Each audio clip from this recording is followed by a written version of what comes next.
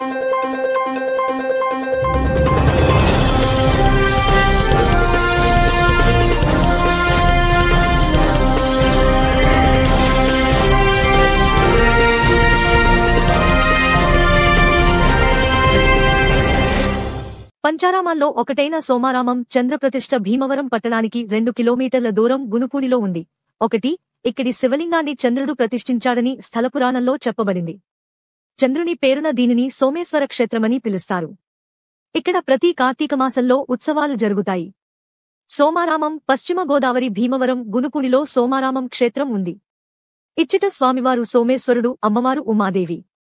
ఈ దేవాలయాన్ని సోమేశ్వర జనార్దన స్వామి ఆలయమంటారు.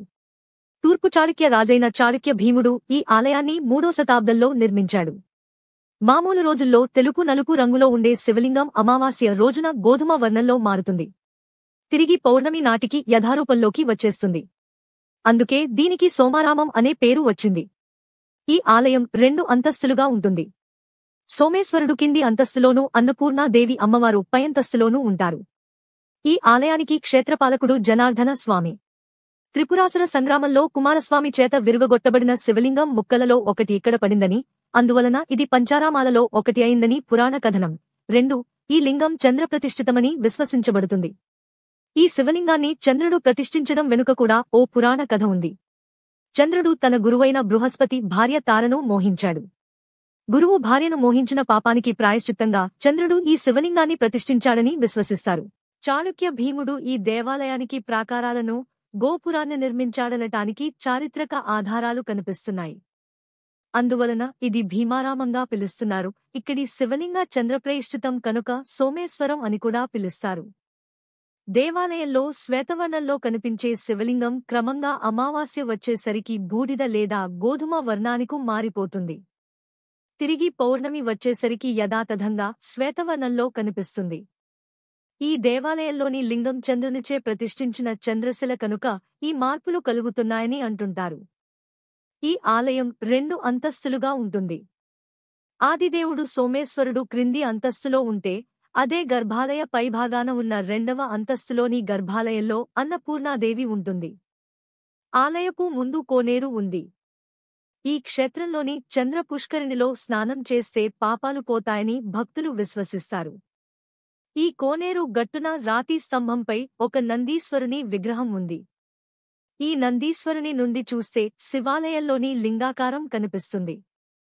అదే దేవాలయం ముందున్న రాతి గట్టు నుండి చూస్తే శివలింగానికి బదులు అన్నపూర్ణాదేవి కనిపిస్తుంది. దేవాలయం ముందు భాగంలో 2 నందులు ఉన్నాయి. మరో 2 నందులు, ఒకటి ధ్వజస్తంభం వద్ద, ఇంకో నంది ఆలయ ప్రాంగణంలో ఉంది. దేవాలయం ఎదురుగా ఉన్న చంద్ర పుష్కరిణిలో మరో నంది ఉంది. ఆలయం ప్రాంగణంలో మొత్తం 5 నందులు ఉండడం వల్ల పంచనందీశ్వరాలయంగా ఈ ఆలయానికి మరో పేరు ఉంది. దేశంలో ఉన్న స్ఫటికలింగాల్లో ఇది ఒకటి. ప్రతి ఏడాది ఇక్కడ మహాశివరాత్రి సందర్భంగా స్వామివారి కళ్యాణోత్సవాలు 5 రోజుల పాటు జరుగుతాయి. అలాగే దేవీనవరాత్రులు కూడా ఎంతో వైభవంగా నిర్వహిస్తుంటారు.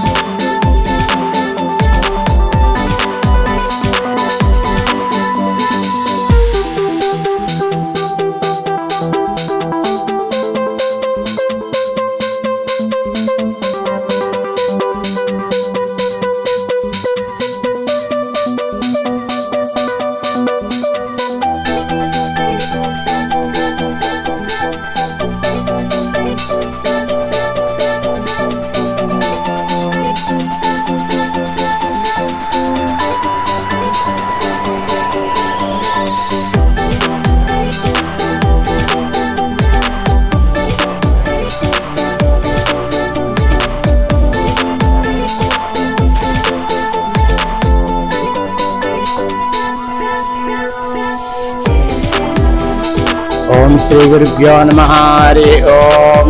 गणानां द्वा गणपतिं भवामहे पिङ्गवीणापवस्त्रवस्त्रं ज्येष्ठराजं ब्रह्मणां ब्रह्मणस्पदा आनश्वन्वन्नोतिभिस्तेजसादनं श्रीमहागणाधिपतये नमः।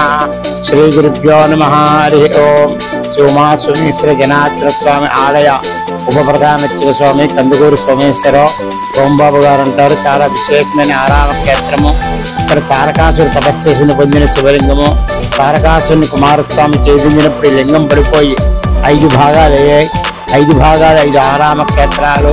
అమరారామ అమరేశ్వర స్వామి దేవేంద్రుడు ప్రతిష్ట, ఇక్కడ సోమారామ సోమేశ్వర స్వామి చంద్రుడు ప్రతిష్ట, క్షీరారామ పాలకుడు రామచంద్రమూర్తి ప్రతిష్ట, ద్రాక్షారామ భీమేశ్వర స్వామి సూర్య ప్రతిష్ట, కుమారరామ సామలకోట కుమారస్వామి ప్రతిష్ట. 5 పంచారామాలు గల చాలా విశేషమైన ఆరామ క్షేత్రం. ఇక్కడ సోమేశ్వర స్వామి వారు చంద్రుడు ప్రతిష్ఠించిన మాలని పౌర్ణన్నాడు తెల్లగా, అమావాస్య నెలగా కళలు మారతాయి. అలాగే మార్చి ఏప్రిల్ సూర్యకిరణాలు పడతాయి. ఇక్కడ స్వామివారి పైన అమ్మవారు ఉండడం విశేషం. అన్నపూర్ణాదేవి కాశీలో ఉంది అన్నపూర్ణాదేవి. తర్వాత కర్ణాటక వర్ణాల్లో ఉంది. స్వామివారి పైన ఉండడం విశేషం. ఇక్కడ ఇండియాలో ఎక్కడా లేని విధంగా ఒకే ఆలయ శిఖరం మీద కింద స్వామివారు, పైన అమ్మవారు, పక్కన పార్వతీదేవి, అలాగే క్షేత్రపాలకుడు జనార్దన స్వామి, ఆంజనేయ స్వామి, నవగ్రహాలు, సుబ్రహ్మణ్యేశ్వర స్వామి, సూర్యనారాయణమూర్తి, కుమారస్వామి ఉపాలయ చాలా విశేషమైన ఆరామ క్షేత్రం. ఇక్కడ క్షేత్రపాలకుడు జనార్దన స్వామి ఉండడం వల్ల చాలా విశేషమైన ఉపనయన వివాహ కార్యక్రమాలు జరుగుతాయి. అలాగే నవగ్రహాల దోషానికి నవగ్రహాలు పూజలు హోమాలు చాలా విశేషమైన పూజా కార్యక్రమాలు జరుగుతాయి. అలాగే శివరాత్రి, కళ్యాణోత్సవం, రథోత్సవం, తెప్పోత్సవం విశేష ఉత్సవాలు జరుగుతాయి. అలాగే కృష్ణాష్టమి, శ్రావణ మాసము, వినాయక చవితి, దేవీ నవరాత్రులు, ధనుర్మాసం, కార్తీక మాసం విశేషమైన కార్యక్రమాలు జరుగుతాయి. నిత్యం కూడా ఇక్కడ అన్నదానం జరుగుతుంది. సుమారు 300 మందికి అన్నదానం నిత్యం జరుగుతుంది. అలాగే సోమవారం నాడు చాలా విశేషంగా అన్నదానం జరుగుతాయి. అలాగే పంచారామ 5 కూడా ఒకే రోజు దర్శనం చేసుకుంటారు. కార్తీక మాసంలో తెల్లవారు 3ంటికి ఆలయం తెరుస్తాము. సాయంత్రం 10 వరకు ఆలయం కట్టము. అలాగే ఈ శివరాత్రి ఉత్సవాలు చాలా విశేషంగా జరుగుతాయి. ఈ భక్తులందరూ కూడా ఈ స్వామివారిని నమ్ముకు ఏదేదో కోరికలు నెరవేరుతాయి. అలాగే మనం ఏదే స్వామివారి బంగారు ఆభరణాలు కూడా భక్తుల సహకారంతో ఆలయం అంతా అభివృద్ధి చెందింది. అలాగే మన స్థానిక ఎమ్మెల్యే అంజబాబు గారు కూడా దేవాలయ అభివృద్ధిలోకి తీసుకొస్తున్నారు. ప్రజలందరూ కూడా ఆ స్వామివారి ఎలవేళ ప్రజలందరికీ అష్టైశ్వర్యాలు, ఆయురారోగ్యాల వారు కోరి ప్రార్థించారు. హాయ్, నమస్తే. మన ఎవరెస్ట్ న్యూస్ ఛానల్ను సబ్స్క్రైబ్ చేయండి, లైక్ చేయండి, పక్కన ఉన్న బెల్ బటన్ని ప్రెస్ చేయండి. ఎప్పటికప్పుడు తాజా వార్తలతో మీ ముందుంటుంది ఎవరెస్ట్ న్యూస్ ఛానల్, తెలుగువారి గుండె చప్పుడు.